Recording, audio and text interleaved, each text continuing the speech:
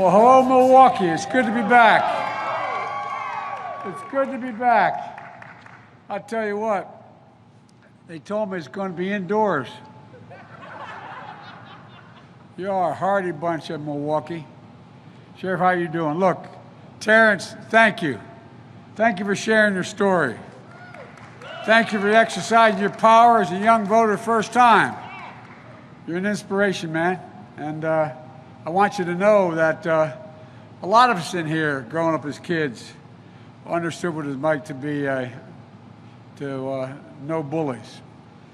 I hadn't planned on saying this in light of what your introduction. Sheriff and Tom's heard me say this before, the mayor. When I was a kid, I used to stutter. You want to learn what bullies are like, be a stuttering kid.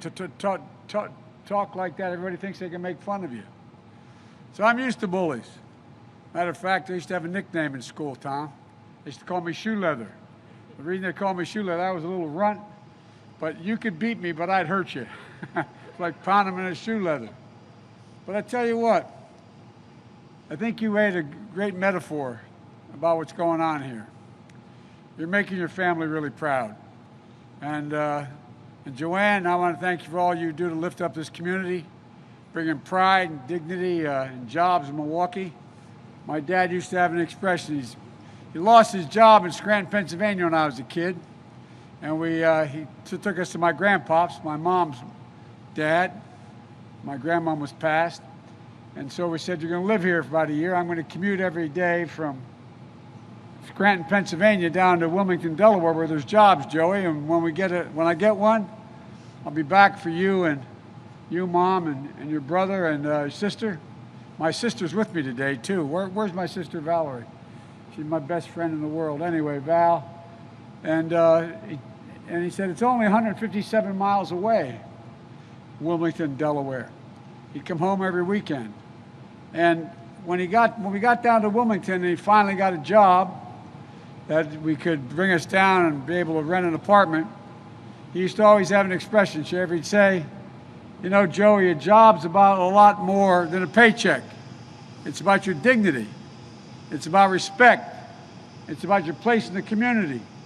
It's about being able to look your kid in the eye and say, honey, it's going to be okay. It's going to be okay.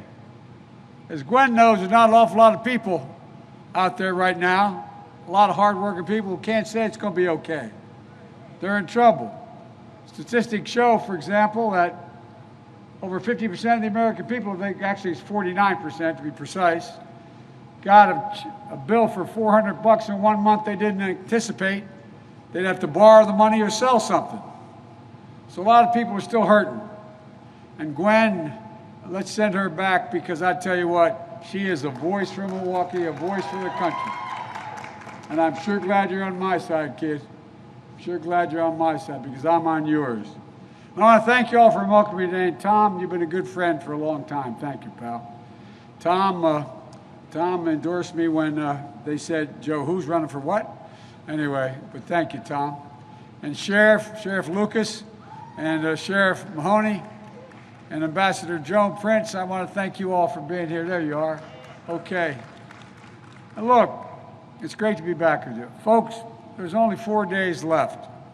Millions of Americans have already voted. They tell me now it's up to about 85 million Americans have already voted. And millions more are going to vote before this election is over. And I believe when you use your power, the power to vote, you can change the course of the country and, quite frankly, right now, the course of the world, because it's leaderless now. And we're going to start right here in Wisconsin. Tom remembers I came up here campaigning for Hillary. And for a whole lot of reasons, not all which were her fault, ended up not taking it as seriously. We thought it was different. I've been here a lot. And by the way, when I get elected, if I get elected, I'm coming back, Tom. Look, in these final days, we got to keep our sense of empowerment here, a sense of optimism, what we can do together. But I know it's hard. More than 225,000 people, I think it's 229 as I speak, have already lost their lives to COVID-19. 2,000 here in Wisconsin, 600 here in Milwaukee County. Each one memorialized by an empty chair this morning at breakfast or tonight at dinner. An empty chair at MacArthur Square. And now folks are getting hit by a new big wave of infections across the country. This week, Wisconsin, like other states, set a new record for daily cases. Hospitals are running short on beds. Just had to open a field hospital. That's what we're facing. We've now hit 9 million cases in the United States of America. We make up 4% of the world's population. We have 20% of the world's deaths. 9 million new cases nationwide. Another tragic milestone. Millions of people out of work, on the edge, and they can't see the light. They're not sure how dark it's going to remain. Wisconsin is down 20,000 manufacturing jobs even since this pandemic began. And the thing that bothers me the most was a president who gave up. Over the weekend, his chief of staff said what we knew. Quote, "We're not going to control the pandemic," end of quote. We're not going to control the pandemic. Yet last week when I debated the president, he said, quote, "We're rounding the corner. It's going away. We're learning to live with it." You may remember what I said. It may have been viewed as harsh by some. I told him, we're not learning to live with it. You're asking us to learning to die with it, because people continue to die. It's estimated that over 200,000 more people will die between now and the end of the year by the leading experts who haven't been wrong yet. You know, did you hear what he said today? He said today at a rally that our doctors are the problem because they're putting their lives on the line, busting their necks. He said they're making up deaths from COVID-19 because they get more money. They're making up deaths. People aren't really dying from COVID, they're dying for other things, but they're saying it's COVID to make the numbers go up. My Lord. By the way, is Monica Wadley here? Monica is an ICU nurse. I spent some time with Monica on the phone and her two kids. And Monica told me what my son-in-law, who's a doc in Philly, told me when this all began. While we were waiting for PPP, the masks and the gowns and all the gear, so many docs, so many nurses, so many first responders, after they did their job, were afraid to go home because they'd taken the virus home to their children. Monica told me how her husband would wait in the garage so she could change and put on a bathrobe before she even went in the house and shower. So many people, over 1,000 Monicas, have given their lives trying to save their lives. And this guy says that they're raking it up because they want to make more money. Doctors and nurses go to work every single day. Donald Trump should stop attacking them and start doing his job. This is the same man who told us when he was told about 4 weeks ago, 3-4 weeks ago, that we were losing 1,000 lives a day. Remember what he said? He said, "It is what it is." Isn't that useful? It is what it is. Well, it is what it is because he is who he is. That's the problem. Donald Trump waved the white flag, surrendered to the virus. But the American people don't give up. We don't give in. Unlike Donald Trump, we're not going to surrender to this virus. We're simply not going to surrender. Look, I put in place a plan with this pandemic responsibly. I set it out back in May and then again in June and in July. The way we can bring this country together around testing, tracing, masking.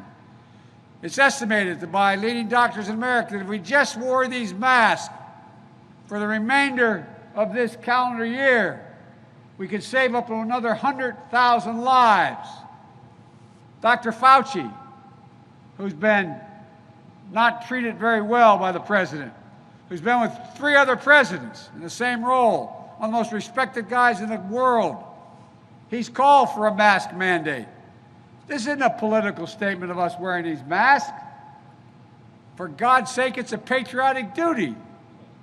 The reason you're wearing the mask is not to save yourself, but to save your neighbor, the person across from you, the person who you're next to. But still, Donald Trump refuses to listen to the science. He's politicized the race for vaccine as well. Instead of planning for its safe, equitable, and free distribution, what's he doing? He's talking about things that are just not even in the realm of possibility. We'll have this by September. We'll have it by, it goes on. Look, folks, he refused to bring leaders, by the way, of both parties together.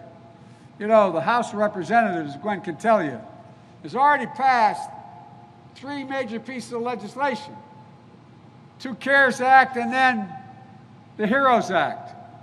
Provides all the money that is necessary to safely open schools and businesses and do it in a way that they can stay open. But it costs money.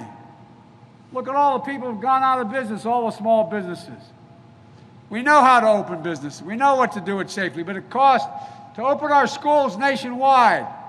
It's estimated it will cost $200 billion to do it safely. To provide everybody with the PPE, provide everybody, change the ventilation systems, make sure you have separators, make sure you're in a position where we have the sanitary conditions that are wiped down, smaller classes, more teachers. But what do we do? The money's already been there. They've already passed it. What's happened? The president hasn't got out of his golf bunker in his golf course in the summer, or the bunker in the White House since then, to bring people together. Look, find anybody, Democrat or Republican, who served in the Congress, the Senate, the House. Ask them, can they ever remember a time when there's been a national crisis, and this is a national crisis, that the president hasn't brought them all together and said, we're staying here till we fix this. We're going to work it out. He hadn't even talked to y'all. Look, folks, we're going to bring the Republicans and Democrats together and deliver economic relief for working families and schools and businesses. I promise you. I know how to do this. As I said before, I'm not going to shut down the economy. I'm going to shut down the virus. Look, Donald Trump inherited a strong economy from Barack and me. But he squandered that economy, just like he squandered everything he's inherited. Frankly, I've dealt with guys like Trump my whole life. Guys who think they're better than you because they have a lot of money, look down on you because they live in a better home. But tell you what, we understand how this works. Folks, the people who built this country weren't Wall Street and investment bankers and CEOs. They're hard-working Americans, middle-class folks, working-class folks who built the middle class. And unions built the middle class. Look, we know, as Gwen said, we can build back better. With an economy that rewards work, not wealth. Right now, it rewards wealth, not work. We can do it without raising taxes on any working person in the middle class. I give you my word as a Biden, if you make less than $400,000, if I'm elected president, you're not going to see a penny of your taxes go up. Not a penny. He keeps lying about my plan. But I tell you what, I'm going to ask the wealthiest Americans and the biggest corporations. By the way, 91 of the Fortune 500 companies pay no tax at all. Zero. Zero tax. And they make billions of dollars. Folks, it's about time people start paying their fair share. It's not a punishment. Pay your fair share. Why should a firefighter, why should a sheriff, why should a cop, why should an educator, why should a nurse pay a higher tax rate, which you do, than they pay? You do that. You pay a higher tax rate. And by the way, why should you pay more taxes than Donald Trump? $750. This guy loves talking about corruption. I've released 22 years of my tax returns. You can go online and see them. Well, guess what? He hadn't released one single year of his tax returns. What the hell is he hiding? What's in there? You know, working families and middle-class people, you need help. They need help, particularly first-term home buyers. Be able to pay for health care premiums, child care, care for your aging loved ones. Just to get a new hot water heater. I don't know about you, but the kitchen tables I was raised around, you're sitting there, and I can hear my dad now, well, we can't get those 4 new tires because you have to ride on those ball tires a little while longer until we get by next month. When that hot water heater goes out, what are we going to do? Who's going to tell her she can't go back to the community college because you don't have the money? They're the conversations taking place all across America today. And what's Trump trying to do? Raise your cost and standard of living. He's going to be in the Supreme Court. Even if we win, he'll still be in the Supreme Court in 9 days or 10 days, asking the Supreme Court, with their new justice, who was put on the court for the purpose of destroying the Affordable Care Act, to rip it out root and branch, eliminate it all. If they get their way, 100 million Americans will lose protections for pre-existing conditions, including 2.5 million Wisconsinites. 2.5, so if you have diabetes, you've had cancer, you've had breast cancer, whatever it is, whatever your pre-existing condition, you won't be able to afford it because they can jack up the price beyond your capacity. Women will once again be charged more for the same health care than a man is charged for just because they're a woman. People forget that that's what it was before we passed the Affordable Care Act. Look, Donald Trump thinks health care is a privilege. I think it's a right people should have. If we all get out and vote, we'll not only restore Obamacare, but we'll strengthen and build on it. So you can keep your private insurance. Or you can choose a Medicare-like option that will add to Obamacare, which we wanted to do the first time, but couldn't get the votes. We'll increase subsidies to lower your premiums and deductibles, out-of-pocket spending, and surprise billings. And we will reduce the cost of prescriptions by 60%. I'm not making that up. That comes from saying we're going to insist, and we have the votes to do it in this next election, that Medicare can negotiate with the drug companies to say how much they're willing to pay for whatever drug they have. Look, folks, we're going to make sure we keep the protections for people with pre-existing conditions. Meanwhile, Social Security, the actuary of Social Security has said, if Donald Trump gets reelected, he says he's going to change Social Security. Based on the change he wants to make, the actuary at Social Security said Social Security will be bankrupt by 2023. I'm not making this stuff up. It's real. Folks, I'm going to protect Social Security, Medicare, and Medicaid. And guess what? He's not going to be able to do it because we're going to win this election. Look, let's not forget how weak Donald Trump has been and chaotic. He talks about trade policy. My God, what a disaster he's been. Trump's trade policy has decimated, devastated the Wisconsin dairy industry. In 2017 to 2019, Wisconsin lost 15% of its dairy farms. And last year, Wisconsin lost more dairy farms than any state in the nation. Since the start of the trade war, Wisconsin has seen mass layoffs surge by 25%. And even before COVID hit, Wisconsin saw big declines in manufacturing jobs. After Trump rolled out his irresponsible tax giveaways, Harley-Davidson slashed 800 manufacturing jobs, repurchased almost $700 million of his own stock so the corporate heads could make a lot more money, and none of it went to the employees. And then shifted some of its production overseas. So much for helping. Look, my policies, right now, by the way, the deficit with China is higher than it was in our administration. Look, at the end of the Trump tax loopholes that incentivize companies to ship jobs overseas, these new laws that just got passed for real, adds 10%, I'm going to add a 10% surtax to any company that ships jobs overseas. And companies that invest in strengthening American manufacturing or bring jobs back home, I'm going to offer a 10% tax credit. And by the way, the President of the United States awards over $600 billion in contracts a year for our military, for all the things we build, federal buildings.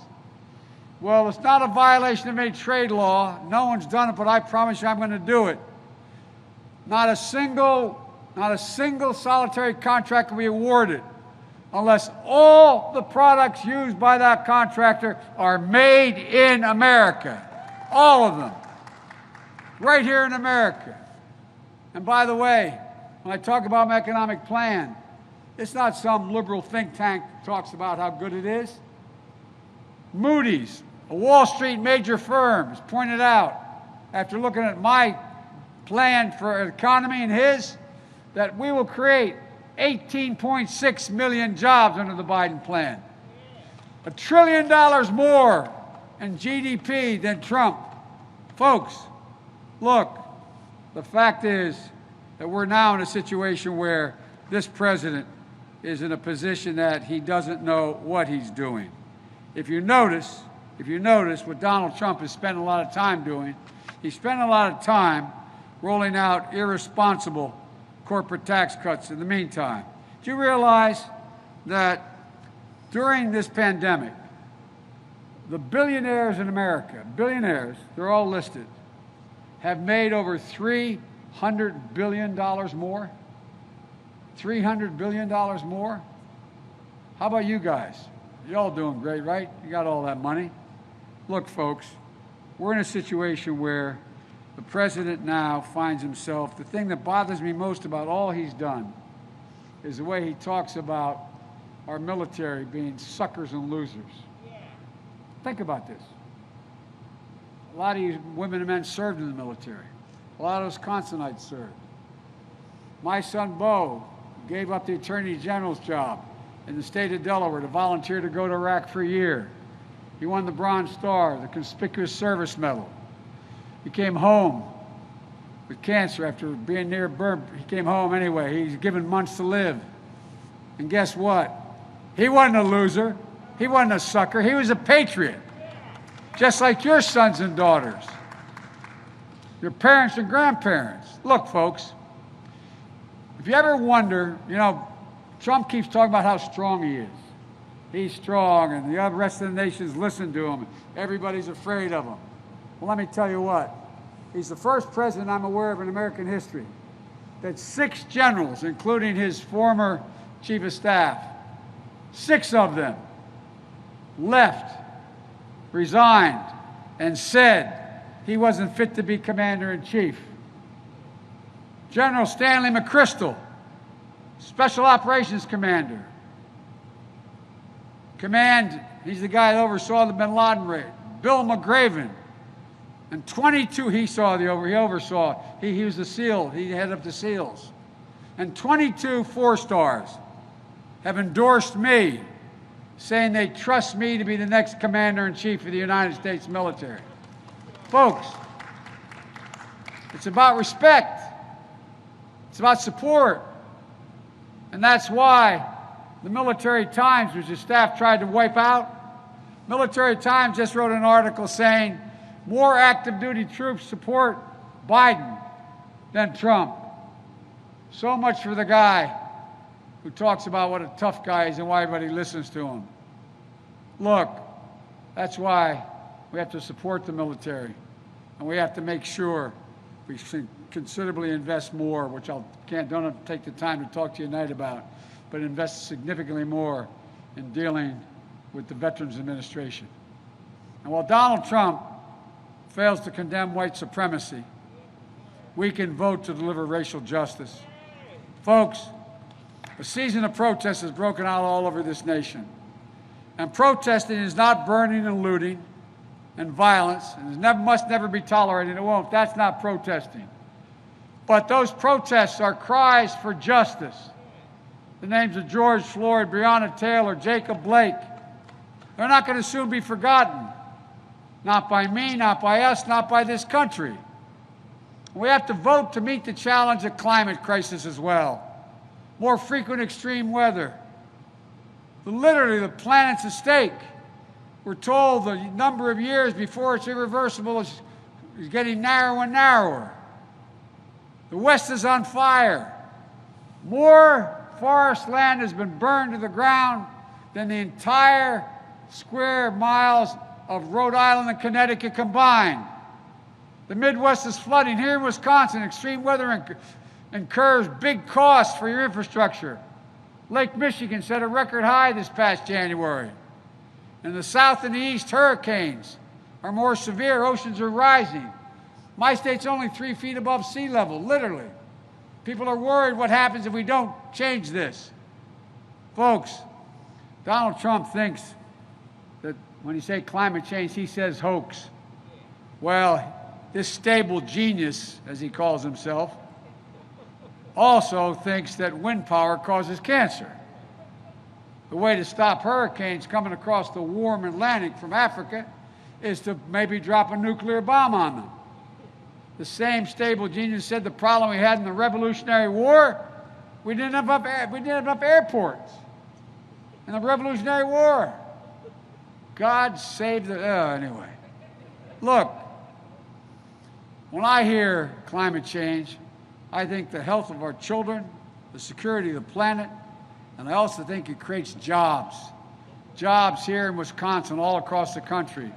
Folks, combating climate change means saving the planet, protecting our health, and creating millions of good-paying jobs, union jobs, right here in Milwaukee and all across America.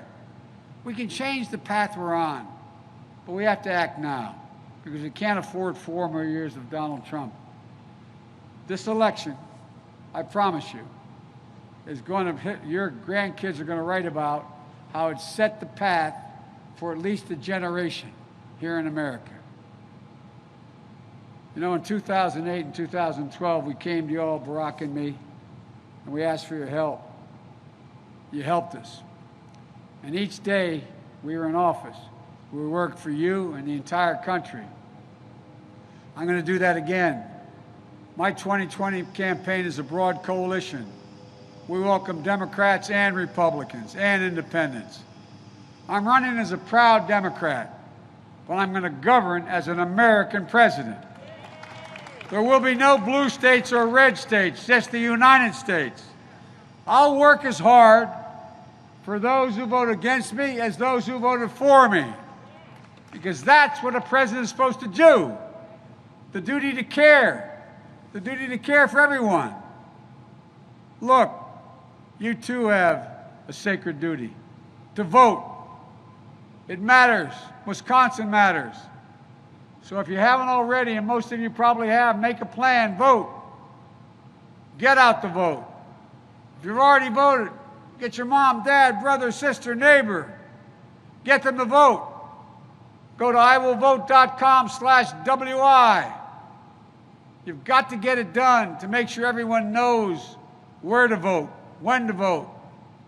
Look, a press article yesterday, speaking of Donald Trump, 2 days ago actually, said, and I quote, "Never before in modern presidential politics has a candidate been so reliant on wide-scale efforts to depress the vote as Donald Trump."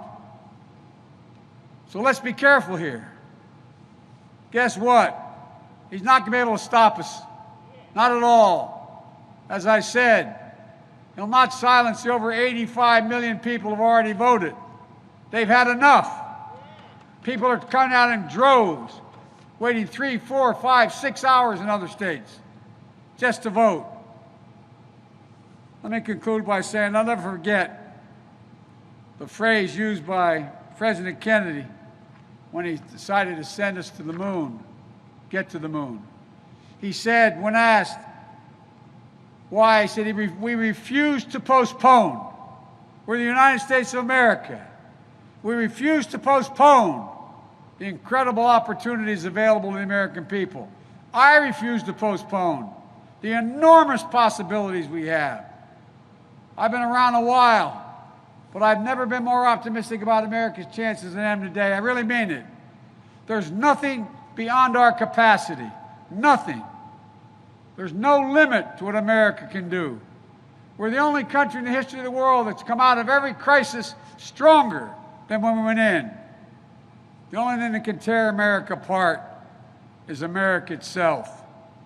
And that's exactly what Donald Trump has been doing from the beginning of his campaign last time out.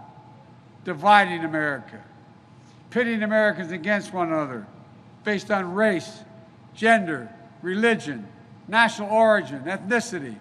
It's wrong. That's not who we are. Everybody knows who Donald Trump is. Let's let them know who we are. Who we are in the last 4 days. We choose hope over fear, unity over division, science over fiction, and yes, truth over lies. So folks, it's time to stand up and take back our democracy. We can do this. We'll be better than we've been. We can be who we want to be at our best, the United States of America. I promise you, we can do this. You help me get there. I promise you I'll take responsibility. When I make a mistake, I'll acknowledge it. But I will take responsibility and I won't let you down. God bless you all and may God protect our troops. Thank you for your patience. Thank you, thank you, thank you.